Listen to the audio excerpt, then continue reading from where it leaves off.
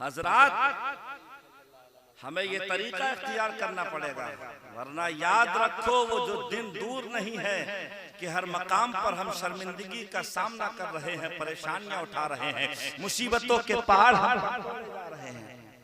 और आज का भाई तो इस फिक्र में लग गया यार कैसे ये कि कभी कारी साहब के पास तो कभी हाफिज जाहिद साहब के पास कुछ तावीज नक्श ऐसा बना दो हजरत कि फौरन एक के दो हो जाएं, जमीन की पस्ती से जो है वो आसमान की बुलंदी छूने लगूं। हजरात, जो करो मेहनत कोशिश, जिद्दोजहद करो, कोशिश करो, खून और पसीने की कमाई के जरिए से जो माल दौलत हासिल किया जाता है अल्लाह उसमें बरकत। और हराम रिस्क का एक निवाला भी, एक लुकमा भी अगर हलक से नीचे उतरा है, जानते हो उससे खून तैयार होगा, वही खून हमारी औलाद की रगों में दौड़ेगा। और हमने हराम लुकमा खाया है, इसका असर हमारे ऊपर भी पड़ेगा। ये औलाद जिसको हमने हराम रिस्क पेश किया है, हराम रोजी का लुकमा खिलाया है, जानते हो जब इसकी रगों में दौड़ेगा तो ये बच्चे होते हैं ना बच्चे, ये बाप के नाफरमान भी बनते हैं, माँ के गुस्ताख भी बनते हैं, और दीन के रास्ते को छोड़कर गुनाहों के रास्ते पर चलना शुरू कर देते हैं। इसलिए खुद को दीनदार देखना है, बच्चे को परहेजगार देखना है, तो हलाल रोजी खाना शुरू कर दो, अल्लाह की इबादत करना शुरू कर दो, मुस्तफा की इताअत करते चले जाओगे, तुम भी सच्ची निगाहों से देखे जाओगे और तुम्हारी ये नस्ल तुम्हारी इज्जत करती हुई नजर आएगी। बेशक, सुभान अल्लाह, सुभान अल्लाह।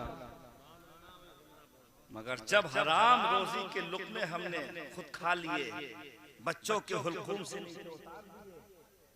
अब किस मोहब्बत की उम्मीद कर रहे हैं इस नस्ल से, इस कौम से, किस वफादारी की तमन्ना लगाए बैठे हैं इस नस्ल से, इन बच्चों से। इनको वो तरीका दे दो जो मुस्तफा जाने रहमत सल्लल्लाहु ताला अलैहि वसल्लम ने आज से 1400 साल पहले हम तक पहुंचाया।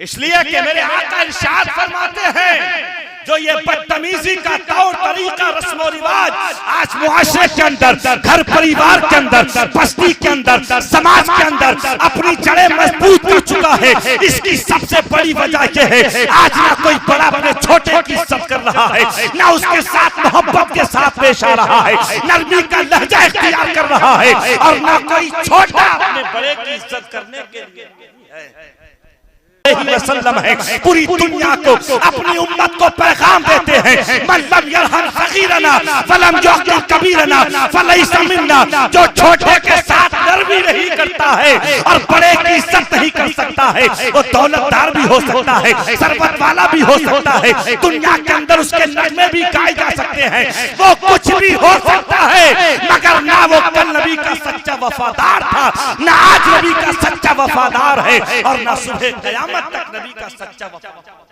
बेशक, सुभान अल्लाह, सुभान अल्लाह। हम ये महफिलें सजाते हैं, परेशानियां आती हैं, मुसीबतें आती हैं, तो मस्जिद में पहुंच जाते हैं हम, जब खुशहालियां आती हैं तो भूल जाते हैं अल्लाह को।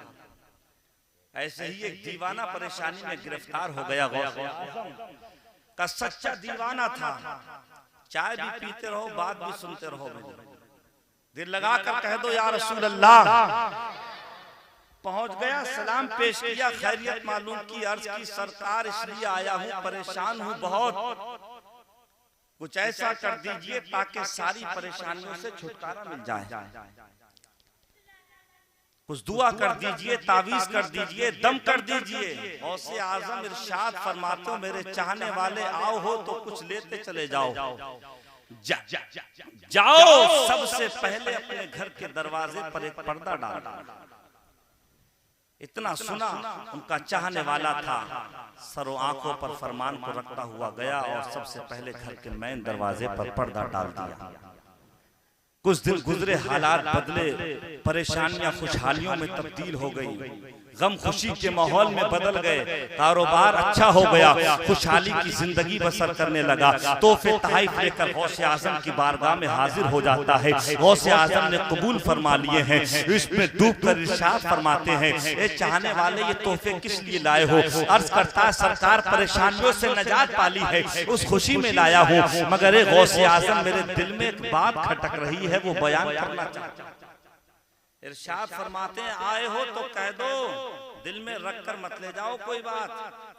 इसलिए कि जो इंसान किसी से बुग़्ज़ रखता है तो बहुत गलत है वो जो बात है। गौसे आज़म इरशाद फरमाते जो बात है कहो। वो अर्ज करता कुछ दिनों पहले तावीज लेने के लिए आया था, दुआ कराने के लिए आया था, मगर ना कोई तावीज दिया है ना कोई दुआ की है, बल्कि घर के दरवाजे पर एक पर्दा डालने का हुक्म दिया है। गौसे आज़म मुस्कुराकर इरशाद फरमाते हैं तुम्हारे घर का दरवाजा एक रास्ते पर है जहाँ से बेशुमार लोगों का गुजर होता है। उन लोगों में एक बेनमाजी इंसान है, उस बेनमाजी इंसान की नजर तुम्हारे घर में पड़ी है। सारी बरकत खत्म हो गई है, खुशहालियां खत्म हो गई है, तुम्हारा कारोबार बर्बाद होता चला जा रहा है। और जिस दिन से घर के दरवाजे पर तुमने पर्दा डाला है, तुम्हारे घर के अंदर किसी बेनमाजी की नजर नहीं पड़ी है, किसी बेनमाजी की नजर की मनहूसियत तुम्हारे घर के अंदर दाखिल नहीं हुई है। वो समझ जाता है, अर्ज करता है, ए गौसे आज़म मैं समझ गया हूँ अब तक बेबरकती क्यों हो रही थी और अब घर में खुशहालियां क्यों नाज़िल होने लगी। बेशक सुभान अल्लाह सुभान अल्लाह। हज़रात गौसे आज़म उसको ये पैगाम देते हैं, ए मेरे चाहने वाले पूरी दुनिया को ये दर्द दे रहे थे, एक बेनमाजी इंसान की नजर की मनहूसियत का आलम ये है, किसी के घर पे पड़ी है तो बरकतें खत्म हो गई हैं, खुशहालियां खत्म हो गई हैं, तबाही और बर्बादी उस घर के अंदर बढ़ने लगी है। जिस घर के अंदर बाप भी बेनमाजी हो, बेटा भी बेनमाजी है, माँ भी बेनमाजी है, बेटी भी बेनमाजी है, भाई भी बेनमाजी है, ए मेरी कौम के जिंदा दिल मुसलमानों, उस घर के अंदर सुकून कहां से आएगा, करार कहां से आएगा, खुशहालियां कहां से आएंगी, अमन और करार की जिंदगी कहां से मिलेगी? इसलिए कि जिस घर के अंदर बेनमाजी रहते हैं उस घर के अंदर खुशहालियां नहीं बल्कि परेशानियां नाज़िल होती हैं, खुशहालियां नहीं बल्कि मुसीबतें मंडराने लगती हैं। इसलिए बेशुमार परेशानियां तो नमाज पढ़ने के सदक़े में अल्लाह कुरान की तिलावत की बरकत से हमारे घरों से दूर फरमा देता है और हमारे घर में खुशहालियों का नुज़ूल होने लगता है। बेशक सुभान अल्लाह सुभान अल्लाह। जिंदाबाद जिंदाबाद। ये दीन की बात पर अमल हम ही नहीं करेंगे तो हमारे बच्चे कहेंगे अच्छा बाप ये कर रहा है, मेरे बाप ने नहीं किया तो मैं क्यों करूं? चार कदम आगे बढ़कर खड़ा होने की कोशिश करेगा नहीं करेगा? तुमने 4 पैसे कमाए, आगे आने वाले कल में 10 पैसे कमाकर वो कहेगा 4 ही तो कमाए थे 10 कमाए। ए मेरी कौम के जिंदा दिल मुसलमानों, आज तुमने इन तरक्कियों कामयाबी की मंजिल पर तुम गामजन हो गए हो। याद रखो तो सही, तन्हाई में बैठकर सोचो तो सही, ये किसी और का सदका नहीं है, ये किसी और की नवाजिशात नहीं है, बल्कि आज तुम तरक्की की मंजिल पर गामजन हुए हो। दौलत और सरवत हासिल हुई है, इज्जत और वक़ार की निगाहों से तुम्हें देखा जा रहा है, तो ये किसी और का सदका नहीं है, किसी और की दुआओं का सिला नहीं है, बल्कि तेरे बाप की दुआओं का समरा है। तेरी बूढ़ी माँ ने तन्हाई में बैठकर रब की बारगाह में नमाजों के बाद अगर कुछ तलब किया था तो यही तलब किया था, ए मौला मेरे बेटे को सलामती अता फरमा दे, मेरे बेटे को कामयाबी अता फरमा दे, मेरे बेटे को चैन और सुकून अता फरमा दे। ये उन माँ बाप की दुआओं का समरा है, वो बच्चे खुशी की जिंदगी गुजार रहे हैं। आज इस गौसे आज़म की महफिल में आए हो, उसी गौस की जिंदगी को निगाहों के सामने रखकर अपनी जिंदगी को गुजारना शुरू करो। जिंदगी के हर पहलू पर गौसे आज़म ने हमको नसीहत से भरा हुआ एक पैगाम दिया। आखिरी बात मैं पेश करूं, मुझे बोलते भी 20-25 मिनट हो गए और 5-7 मिनट बोलकर अपनी गुफ्तगू खत्म करता हूं। दिल लगाकर सब लोग आगे से पीछे तक मचल कर कह दें या रसूल अल्लाह। हजरात तो हमें जो पैगाम दिए गए हैं उन पर अमल करने की कोशिश करना चाहिए। यही इन महफिलों का मकसद होता है। इन महफिलों का मकसद ये नहीं होता कि बहुत अच्छा इंतजाम था, डेकोरेशन बहुत बढ़िया था, गौसे आजम के लंगर का इंतजाम बहुत जबरदस्त कराया था ठेकेदार ने, हाजी साहब ने। बिलाशुबा ये गौसे आजम का सदका है। असल इन महफिलों का मकसद ये है जो बातें हमें उनके हवाले से पहुंचाई जाएं, हम उस पर अमल करें। और गौसे आजम ने जिंदगी के मुबारक लम्हात गुजार कर जहां नमाजों की पाबंदियां, रोजों की पाबंदियां करने का पैगाम दिया, वहीं पर अपनी माँ से, अपने बड़ों से किस तरीके का रवैया इख्तियार करना चाहिए। और काबिल मुबारकबाद है जिन बच्चों के माँ बाप सलामत हैं, वो बच्चे खुद देखते होंगे आज अगर हम किसी मकाम पर पहुंचे हैं तो ये उनका सदका है। और दुआएं करते हैं कौम कैसे बच्चे नबी के उम्मती, ए मौला ये कुछ करे या ना करे, अगर बीमार है तो निगाहों के सामने लेटे रहे, परेशान है तो निगाहों के सामने लेटे रहे, तकलीफ में है लेटे रहे, इनका साया ही हमारे ऊपर बहुत है, ये निगाहों के सामने होंगे, परेशानियां इनके मौजूद रहते रहते सारी की सारी परेशानियां इनकी दुआओं के सदके में, इनके वसीले से रब्बे कायनात दूर फरमा देगा और हमें मंजिले महफूज।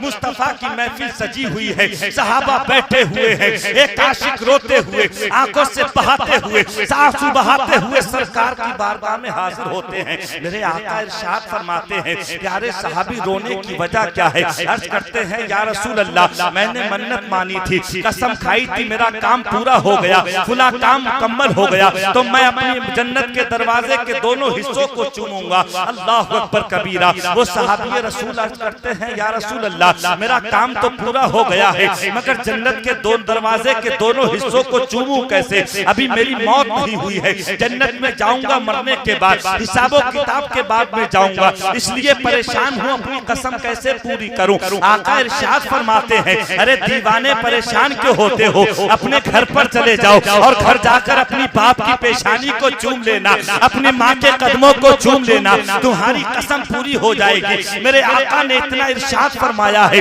वो सहाबी और फूट फूट कर रोने लगते हैं। आका फरमाते हैं, अब रोने की वजह क्या है? अर्ज करते हैं, या रसूल अल्लाह बाप की पेशानी को कैसे चूमूं? मौत को सीने से लगाकर चल दिया है मेरा बाप, माँ के कदमों को कैसे चूमूंगा? मौत ने झटका दिया है, इस दुनिया को अलविदा कहकर रुखसत हो गई है मेरी माँ, या रसूल अल्लाह कैसे कदमों को पेशानी को चूमूंगा? आका इरशाद फरमाते हैं, तो हैरान क्यों होते हो? जिस कब्रिस्तान में बाप को रखा गया है, माँ की कब्र बनाई गई है, जाओ अपने माँ बाप की कब्र के पास खड़े होकर माँ की कब्र के पायती को छू लेना, बाप की कब्र के सरहाने को छू लेना, तुम्हारी कसम पूरी हो जाएगी। वो सहाबी अर्ज करते हैं, या रसूल अल्लाह मेरे माँ बाप का साया मेरे सर से उठा था, मैं छोटा सा था, छोटी सी जान थी, नन्ही सी उम्र थी, मुझे मालूम नहीं है कि कब्रिस्तान के कौन से हिस्से में मेरे बाप की कब्र को बनाया गया है और कौन से हिस्से में मेरे माँ को रखा गया है। या रसूल अल्लाह इतने बड़े कब्रिस्तान में कैसे तलाश?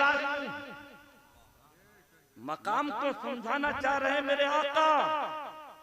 सहाबा इकराम बैठे हुए हैं, अल्लाह के रसूल इरशाद फरमाते हैं, ठीक है तो परेशान मत हो, अपने घर चले जाओ और घर जाने के बाद अपने घर के आंगन में दो लकीरें खींच लेना, एक लकीर को बाप की कब्र समझ लेना, दूसरी लकीर को माँ की कब्र समझ लेना। जिसको बाप की कब्र तसव्वुर किया है उसके सरहाने खड़े होकर उसको चूम लेना, जिसको माँ की कब्र तसव्वुर किया है उसको पैंती खड़े होकर तुम उसको चूम लेना, तुम्हारी कसम पूरी हो जाएगी। कुर्बान जाओ नबी के फरमान पर, औलाद के लिए बाप के मकाम को पेश कर रहे हैं, माँ की अजमतों को बयान कर रहे हैं और दुनिया के नौजवानों को, दुनिया के बच्चों को पैगाम दे रहे हैं। एक दरबदर की ठोकरें खाने वाले कौम के जिंदा दिल मुसलमानों, सुनो, कामयाबी दुनिया के अंदर दरबदर की ठोकरें खाने में नहीं रखी हुई है, बल्कि अल्लाह ने तुम्हारे घर की चार दीवारी के अंदर तुम्हारे बाप की शक्ल में, तुम्हारी माँ की शक्ल में जन्नत को तुम्हारे घर के अंदर मौजूद फरमा दिया है।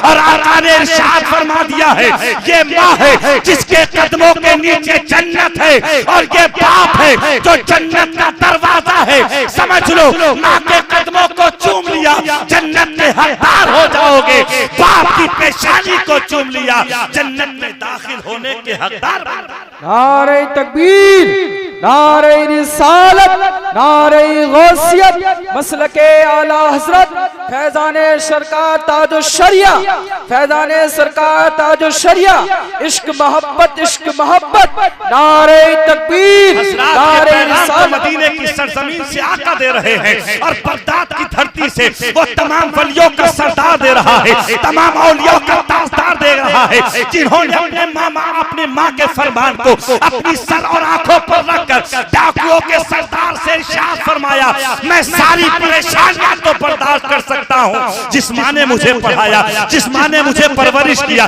जिस माँ ने मुझे पैदा करके इस मकाम तक पहुँचा दिया है, मेरी गैरत तो ये गवारा नहीं है उसी माँ की नसीहत को अपने कदमों के नीचे रौंदता हुआ चला जाऊं। सारी मुसीबतें बर्दाश्त कर सकता हूँ, मगर बाप का दिल टूटे माँ की अजमतों पर आ चाहिए गैरत।